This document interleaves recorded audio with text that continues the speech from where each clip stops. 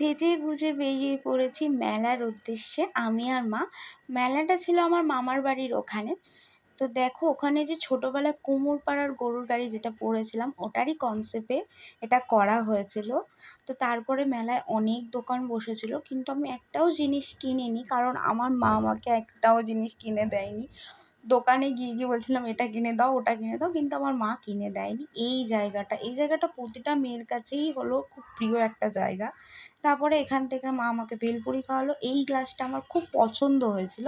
আমার মা বলছে এই গ্লাসটা নাকি ঠাকুরকে জল খেতে দিলে ভালো হবে। তো তারপর আসার সময় যেহেতু লাইটগুলো জ্বলছিল না, তো এখন জ্বলছে তাই তোমাদের সাথে সেগুলোও শেয়ার করলাম। আর এই লাইটে আমাকে পুরো পিঙ্ক পিঙ্ক লাগছে। তারপরে বাড়ি ফেরার পথে দেখলাম আমাদের কিছুদিন আগে ফুটবল কার্নিভাল হয়েছিল, তো সেটারই ট্রফি নিয়ে ওরা সবাই বেরিয়েছিল। তো সেটাই দেখালাম। ভিডিওটা কেমন লাগলো জানিও, সাবস্ক্রাইব করে দিও।